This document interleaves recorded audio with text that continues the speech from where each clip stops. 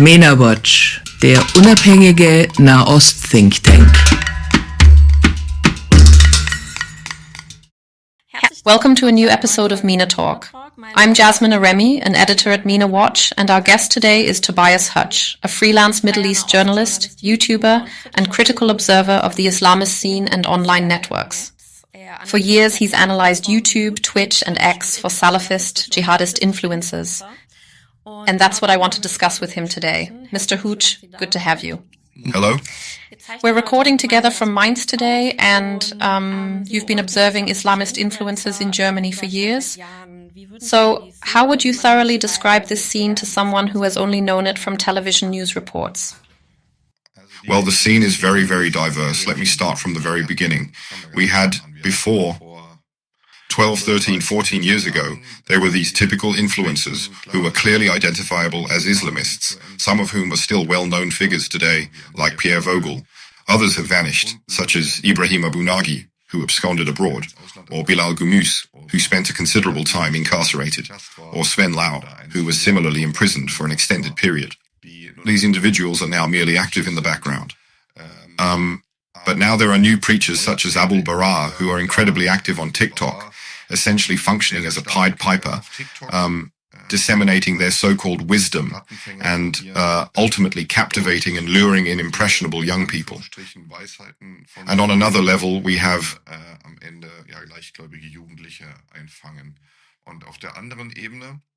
then we have more prominent figures who, whether consciously or unconsciously, essentially provide support to these individuals by mistakenly believing these sources are legitimate and trustworthy. For instance, the group Generation Islam and similar organizations have created incredibly impactful videos concerning the Middle East conflict, which are, without a doubt, entirely fabricated. A lot of it is heavily manipulated, but these are being spread en masse. And then there are also individuals who, in what I would term their pre-Islamist period, were merely perceived as typical Muslims, yet functioned as regular influencers. A prime example is Maestro, whose birth name is Attila Kutbey, who was for a considerable time regarded as a credible figure. In the meantime, his reputation has been almost entirely obliterated within serious circles due to 2.5 years of pervasive fake news regarding Israel, and also his participation in sharing such content. Or influential figures who are hostile towards Israel, such as Ahmad Ney, whose actual name is Ahmad Ahmad. He's truly originally from Bremen, but now lives abroad, so he cannot be legally apprehended there. He had a very calm period, actually quite a respectable one, until October 7th arrived. October arrived and he subsequently became radicalized in Berlin, immersing himself within this radical Islamist and pro-Hamas echo chamber. That's where you find individuals like an influencer named Aggressions Probleme, who has absolutely no reservations about associating with the Salafist and Islamist scene. He spreads fake news daily, tells completely fabricated stories, and is now very strongly advocating for the mullahs in Iran and condemning Israel for it. Well, it's quite diverse, but ultimately these individuals aim to disseminate a very simplistic black and white way of thinking. They do this to achieve the widest possible reach among young people who are indeed seeking some form of guidance and then perceive them as their role models.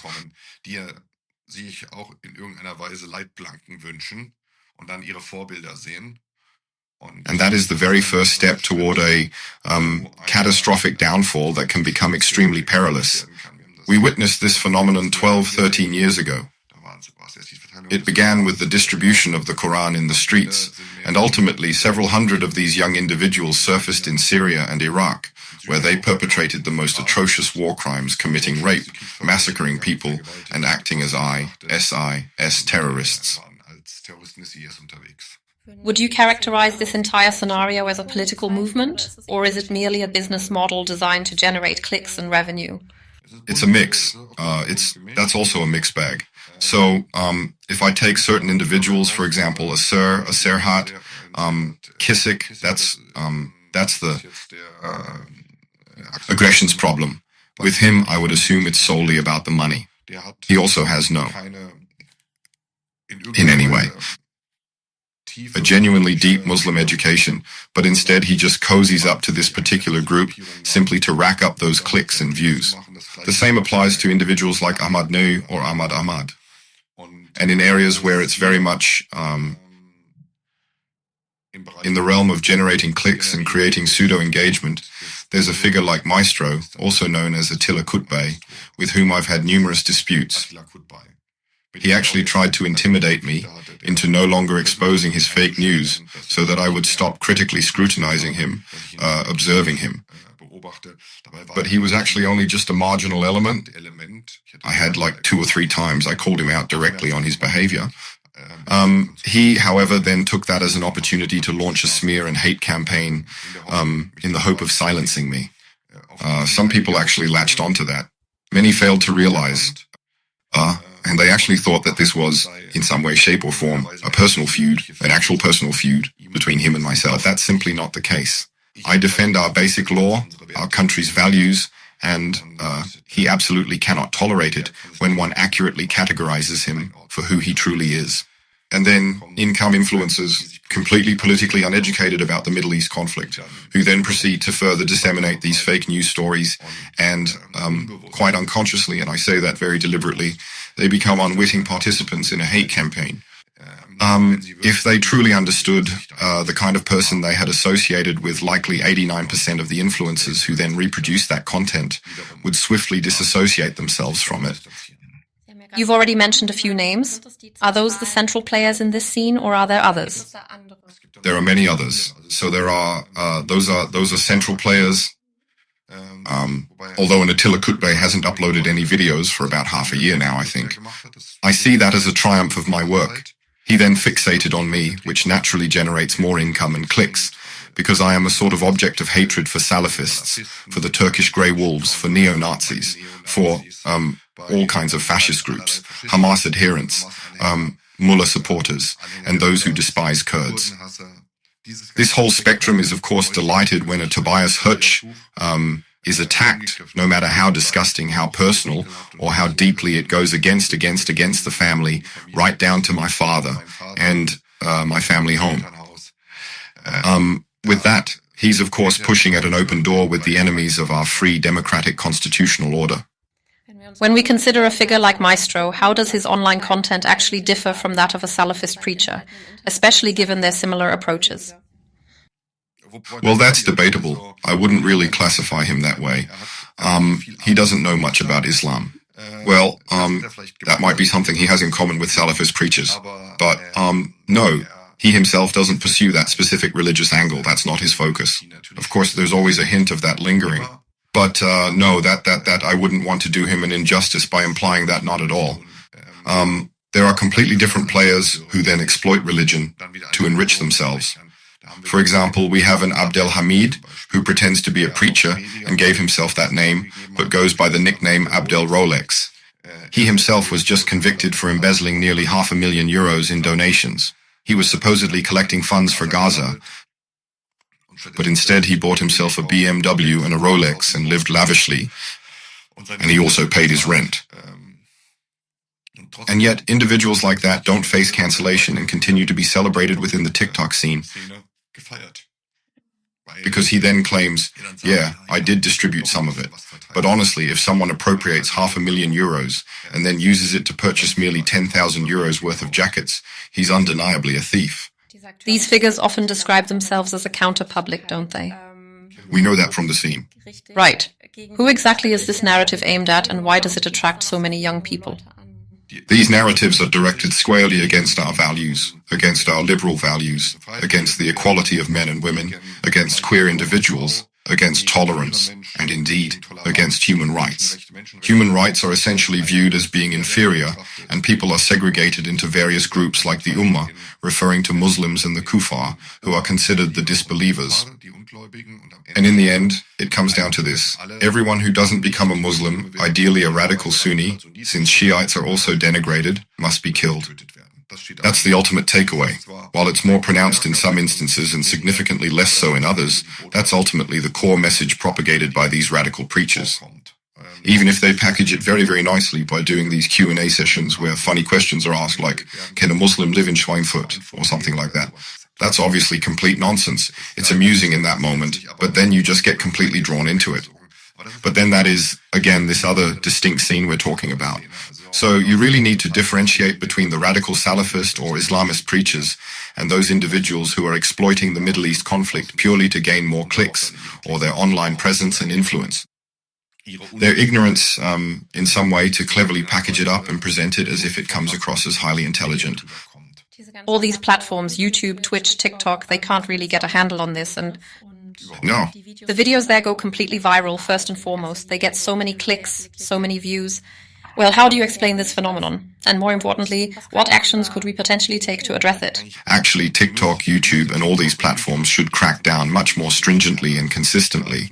They should immediately ban any content that contains false fake news, for example, anti-Semitic fake news or Israel-related anti-Semitism, on the grounds of hate speech.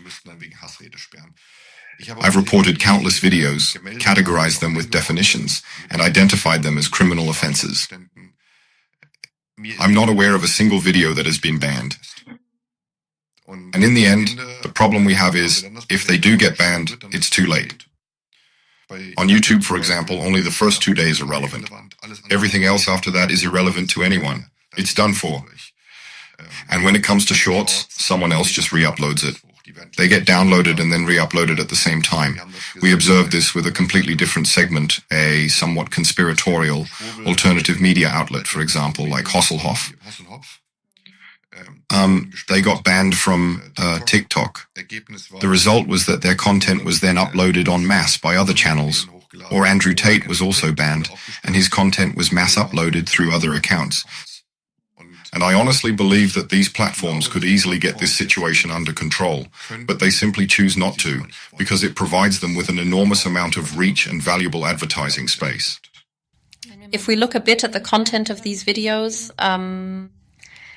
they deliberately play with gray areas, primarily, I assume, so they don't get banned. What do you observe regarding criticism, anti-Semitism and ideologies? There are various approaches. Some individuals, they spread rumors and claim they are just asking questions. Could it really be like this, with so many hypotheticals involved? Something always sticks. I like to call it the Joseph Goebbels method. Throw all the dirt you can, some will stick. You can be as right as you want, and I end up fighting windmills, because I'm saying, okay, I need to contextualize. I'll do it, and they'll admit he was right, but then nobody will care anymore. I mean, once a lie has been uttered, it circumnavigates the globe multiple times, and by the time it is eventually exposed as false, Nobody cares. absolutely no one. And there are quite often many narratives that really gain a significant amount of traction on these platforms. And there are also specifically trends and even studies demonstrating that anti-Semitic content receives an incredibly significant push. Does that align with your observations? Definitely. I mean, especially on TikTok. That's not so much the case on Instagram. You can do something about it there. They're much more on top of that. However, on TikTok, it's virtually impossible to effectively take action against anti-Semitic accounts. And we're not talking about people using coded language like child murderer Israel and so on. No, the comments plainly state that all Jews should either be gassed in concentration camps or that Hitler was great. Or they say, there are 6 million fundamental reasons to hate Jews, or the Holocaust simply never happened. It's right there, open. You report it as hate speech, and they say, no community violation. Unfortunately, you see that far too often. Yes, that's right. Let's move to a more personal level on this topic. You briefly mentioned it earlier. There were a few Islamist influencers who really focused their attention on you kind of attacking you. Perhaps you could tell us just a little bit about that. It's particularly about Maestro. How did all that unfold, and how did it really begin? Yeah, I have to be careful, because I want to differentiate, because while I do criticize him quite harshly, he's certainly not an Islamist, and I don't see him as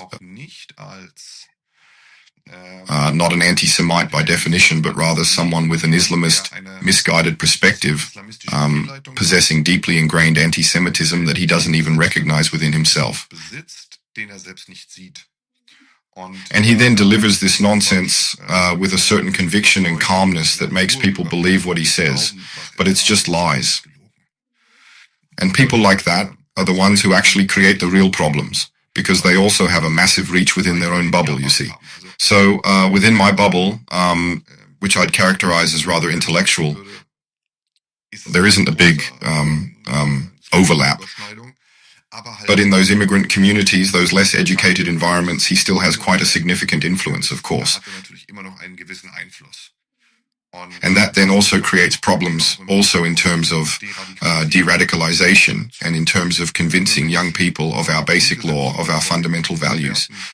And those are precisely the moments that genuinely provoke my anger, because I am an unwavering, convinced, and committed supporter of the German basic law. And someone like him could achieve so much good with his extensive reach, yet he does the complete opposite, and that's precisely what makes it all the more disheartening.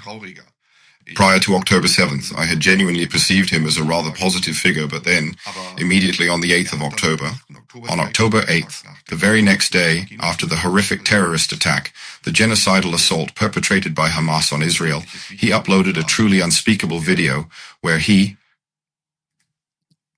in his words, distanced himself from Hamas, but then he actually didn't. Instead, he effectively portrays Israel as the perpetrator, where then historical, totally nonsensical stories are being told. I mean, outright absurdities concerning Palestine and the history of the Jewish people within the British Mandate's administrative region of Palestine. And well, for anyone who possesses even a basic understanding of historical facts, it would surely make all the hairs on their neck stand up. And that's when the dispute really began.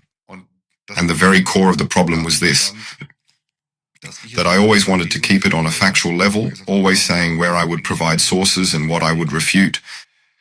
But he was never interested in such discourse. His only focus was on launching personal, defamatory, and insulting attacks. Not overtly, of course, but rather subtly, yet still quite offensively. And as they say, it's always an ad hominem attack, always getting personal, hoping, yeah, just please keep your mouth shut, Tobias, then I won't privately attack you anymore. And that's just really, really disgusting when many people don't recognize it. And that's very, very, very unfortunate. And for a long time, I tried to get him, let's say, into a reasonable framework. You can discuss anything there. I mean, I'm not a big fan of certain individuals in the Israeli government either. If you look at Smotrich and Ben-Gvir, who one can openly call fascists, well, that's definitely very clear. But then, the entire Middle East conflict is largely depicted in stark black and white. And that's a truly Sisyphean task, yet it absolutely must be carried out, because otherwise everything will completely crash and burn beyond repair. In this scene, Gaza is also a good business model for getting clicks, isn't it? You can also just make money with these videos. Can you give any examples of streamers where this has become particularly noticeable since October 7th? There are indeed quite a few. For instance, we have streamers such as Decadent or Nathan, who are active within what's known as the left-wing bubble, meaning they're largely involved with the anti-imperialist left, whom I wouldn't even consider left-wing. To me, they're just red-washed fascists who always just slap an ANTIFA sticker on something and then believe they're true leftists. They're not, but rather, for the most part, they are anti-Semites or individuals with a deeply ingrained anti-Semitic mindset, people who harbor an intense hatred for anything Western and everything civilized. And they're certainly raking in an incredible amount of cash from that, also thanks to their Twitch streams and their reaction videos. This is because they garner a significant number of likes within their niche, maintain exceptionally long engagement times, and consequently, they earn substantial revenue through CPMs, or cost per 1,000 impressions, which is how they get a lot of money. Yes, some of these so-called pseudo-leftist streamers and YouTubers are earning a substantial amount, anywhere from 12 to 15 euros for every 1,000 views they're getting. I personally can say for myself that because I navigate very controversially and constantly poke at raw nerves, always challenging large groups of people, I'm at 2 euros and 50 cents. And that is, of course, a fifth or even a sixth of the total amount, which is a significant disparity. And there you are confronting a completely different economic power, a truly formidable force. When a decadent person goes home with 30 to 50,000 euros a month, and frankly, I have no idea what his current income actually is, while you yourself are lucky to even make 4,000 euros in revenue, it becomes incredibly difficult to effectively fight back against that with just mere content production and the ongoing development of new technology. And how about the raids? We know them quite well from the gaming world, don't we? There are certainly specific patterns in how these groups target individuals like you, for example. Were there specific instances where organized raids were carried out against you? Yes. So the raids aren't on Twitch because Twitch prevents it, but they're incredibly extreme on YouTube, specifically on targeted videos, because they know exactly how to briefly click the video, dislike it, and destroy the algorithm. And I'm noticing in these diverse bubbles that they've now transitioned to trying to strip away my economic basis, because they figure if we can just get rid of him, then there will be no one left to stand up for the filthy Jews. Has this already started to have a significant impact on your business model? So have you already experienced any disadvantages from all these campaigns that are currently still running against you? Yes, major ones. Financially, I break even, if I'm lucky. Otherwise, I have to live off my reserves, but there's no giving up. I mean, I used to do Minecraft streams. I could, of course, start playing Minecraft again now, but we are living in a time where one absolutely must stand up against this kind of hatred. And anyone who paid a little attention in history class knows that the Nazis weren't successful because they had such great SS stormtroopers, but because the majority looked away. There's often this criticism about the line between activism and education. Where exactly would you draw the line there, especially since you yourself work on the internet, striving to address these issues and shed light on all this disinformation? Sure, it's activism, but staying true to facts and giving proper context is key. I always have my sources available. When people ask, where did you get that from? I tell them. And a lot of it is, of course, also based on my own experience. Then they try to do exactly that again. And there's also an interesting campaign where they try to discredit my experience or my dissemination of information that I, as a witness, have seen is being dragged through the mud, and among other things, the crimes of October 7th are being denied. Denying the crimes of October 7th by asserting, yes, Tobias Hooch, you're the true source. This is a specific phrase that was utilized on Twitter, now rebranded as X, when I publicly discussed the 45 minutes of unreleased footage I had personally viewed in Jerusalem. The horrific footage that Hamas filmed themselves. And someone asked me, so what's your source for your article? And I said, I am the source. I was sitting there. I saw it myself, so I am the source. And that was then used by the Jew haters. Let's be clear, Jew haters, not Israel critics. They hate Jews. It was used to mock it, saying, no rapes, no beheadings happened. On October 7th, there weren't even any deaths. It was all Israel's fault. And whenever you see Tobias Hutch is the source, you know that on the other side is either a very, very stupid person just repeating something, or it's a convinced Jew hater who celebrates the crimes of October 7th, and celebrated how so many women and children were raped and found that to be awesome. Regarding Iran, what kind of misinformation is being shared right now? We briefly touched on this earlier. These people often defend the Mullah regime. The most delightful thing was undoubtedly the reported death of Benjamin Netanyahu. Some of it is truly ridiculous, and you have to wonder, how was intelligence distributed around the world? Then he makes a video in a cafe showing that he's drinking a cappuccino, and then there's a debate about the cappuccino cup not working right or how many fingers. It's just like that. It truly is, man. Sometimes you're just sitting there in front of the computer and you're thinking to yourself, this can't seriously be happening, not right now. And then videos get shared, videos that are so obviously AI generated about missile impacts and attacks. Then people started sending me pictures of a completely destroyed Tel Aviv. And I see, wait a minute, that's from the earthquake region in Antep, in Turkey. That's a Turk. Since when are the street signs in Tel Aviv in Turkish? Yeah, no, that's Tel Aviv. It's terrible. This AI fake information is definitely a bit over the top, and there's more and more of it. You really have to double check everything now. It truly gets better. There are many people who are quite intimidated to go against this prevailing bubble on the internet. I get it. I mean, if a small influencer asked me today, should I do what you do, Tobias? I would say, no, don't do it. You'll completely ruin your personal life. It'll be very dangerous for you if you don't have proper support.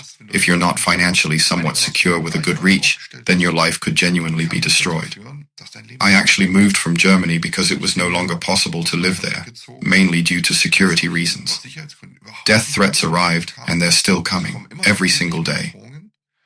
And if I imagine now an influencer who has maybe 5,000 or 6,000 followers on YouTube, it's impossible. That channel will be absolutely dead within just a few weeks if they try to take on the wrong people. Politicians are now actually trying to make platforms more accountable. So, what genuinely needs to happen now, and what are your aspirations to ensure improved youth protection? This is crucial, especially since young people are particularly exposed to this kind of content, often leading to their radicalization. Yes, it really does require experts, but these platforms simply don't have them because they are unwilling to actually employ them. Then, on the other hand, these platforms block content that they shouldn't be blocking. There are already statistics showing that about 80% of content that's blocked shouldn't be blocked, and then other content isn't blocked when it should be.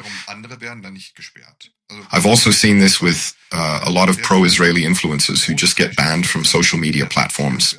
My luck on TikTok is that I have a blue check mark because TikTok invited me to join their platform back in the day.